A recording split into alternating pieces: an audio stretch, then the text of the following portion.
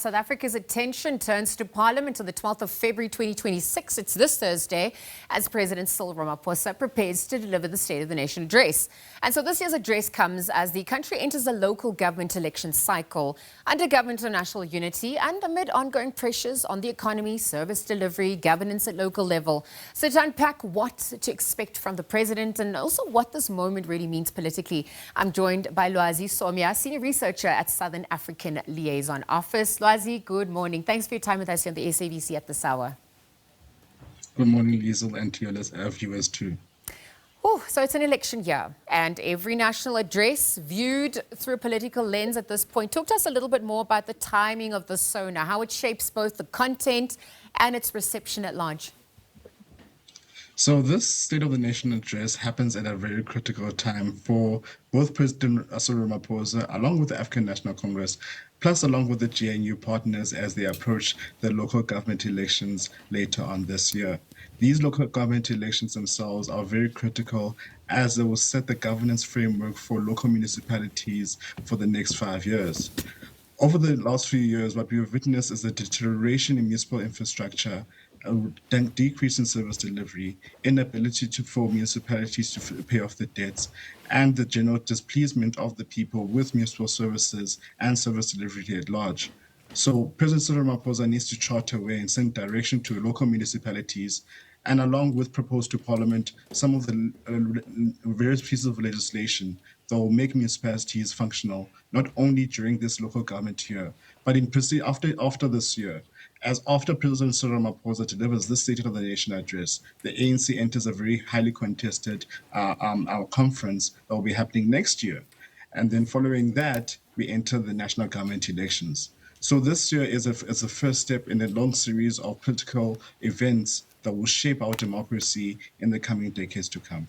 Lwazi, thanks for painting that succinct picture, because it's about accountability, it's about instilling trust and cohesion as well.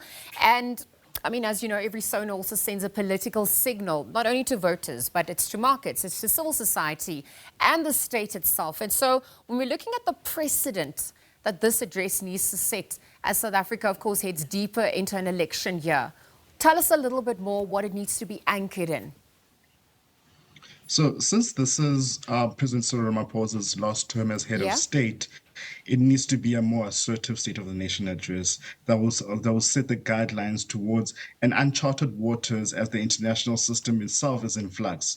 So the uncertainty created by the international system, along with the uncertainty created by the multi-party governance arrangements that are emerged both at municipality level, provincial level, even at national level, has created much uncertainty within the population.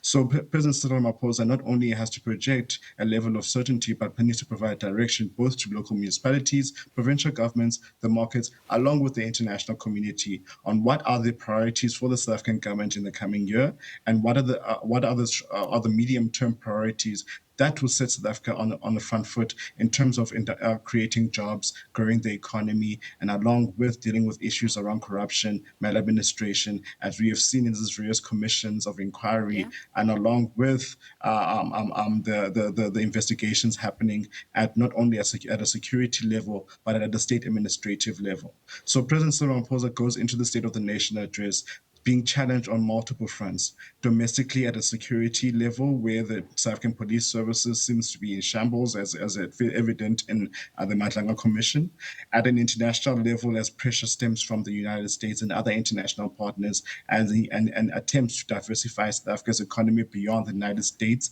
as President Trump seems to not budge concerning some of the disagreements, and also how does South Africa manage its chairship of SADC at a regional level, which is also a very important point where South Africa has taken over the SADC chairship following the coup d'etat in Madagascar. So President Cyril Ramaphosa in this coming year needs to set out the clear agenda and say this is what our government is doing, but also reflect on what has happened since this previous State of the Nation address. As for too long, a lot of the State of the Nation addresses are new plans, new initiatives, or old initiatives repackaged in new ways. But at the same time, we need to have he needs to take stock on what has happened in the previous year, since the previous State of the Nation address. How far our country has come since we last heard the speech, and how far do we need to now go in order for us to meet the ambitions that we have? Remember, we are left with 4 years left of our national developmental plan. We also need to have a stock take on how, with the 4 years to go, how far have we gone in achieving our national developmental plan since Yeah. President Cyril Ramaphosa was at the helm at its creation. Well, Lwazi, I mean, we're looking at the economic challenges and social realities as well. So, explaining how progress has been made on the ERRP. We're obviously also looking at the water crisis. That's been a big talker as well. Yes, to your point, last year, successfully hosting the G20 as well. So there's now shifting geopolitical landscape. We're reflecting on the progress on that front. And also just emphasizing where continuity has to exist rather than reform, particularly during this election year, SONA as well.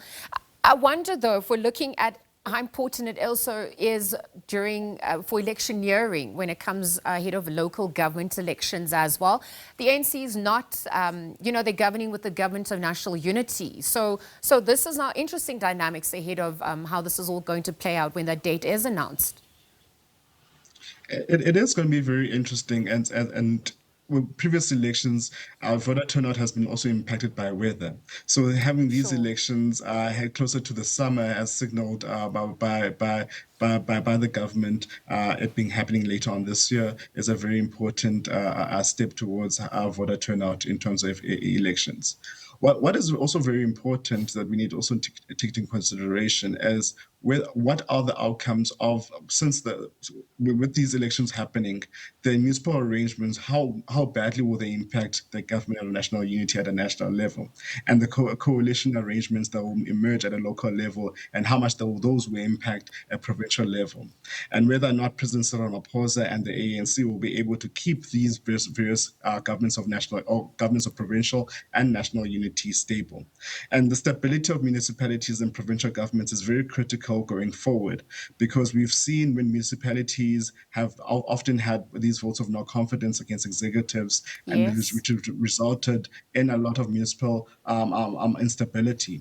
Such instability itself can be manifested by an unclear electoral outcome, and that unclear electoral outcome often happens when political parties are unable to come to consensus on the government arrangements of the day. So the maturity that is required not only by President Cyril Ramaphosa, but also what is now the role of the incoming DA leader that will be Yeah. taking the helm of the DA, and what trajectory will the DA and other opposition parties have in the emerging relationship after the State of the Nation address, and what role would John Steenhuisen going forward, since he is rescinding his challenge towards the leadership of the DA. What role would he play going forward within the body politic outside of being a minister, especially within the parliamentary ambit? And when you look at also a political parties such as MKP, what advances will they be making during this year, or will see a collapse of the party as the various reshuffles being made by President Jacob Zuma has facilitated a lot of instability within the MKP. So this year itself is up in the air.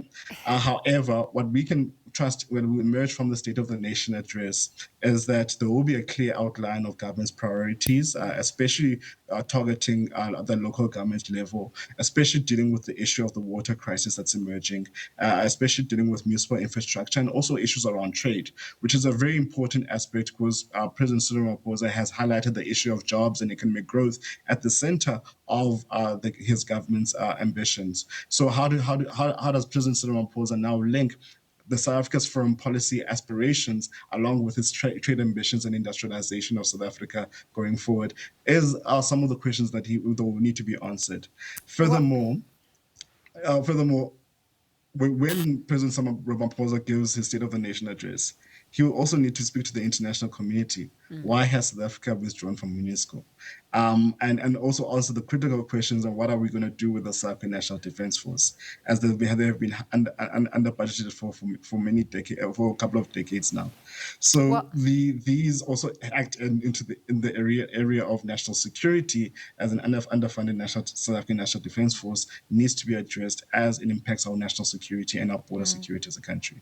Lwazi, we're playing with an imaginary crystal ball at this point, obviously looking at the preview, but you've spoken to a host of talking points. You know, we're looking at fiscal constraints, social expectations, how one speech can balance realism, reassurance, reform. It's a mammoth task. President has to obviously come through come Thursday, the 12th of February 2026, and we'll look forward to all the reactions, obviously what was included and what was left out. So let's leave our conversation there and monitor all of those developments. The build-up to SONA 2026, the State of the Nation address to be delivered by President Cyril Ramaphosa on Thursday, the 12th of February. Again, thank you to Lwazi Somya, a senior researcher, Southern African Liaison Office, just giving us that preview ahead of that all-important moment for direction for the country at large.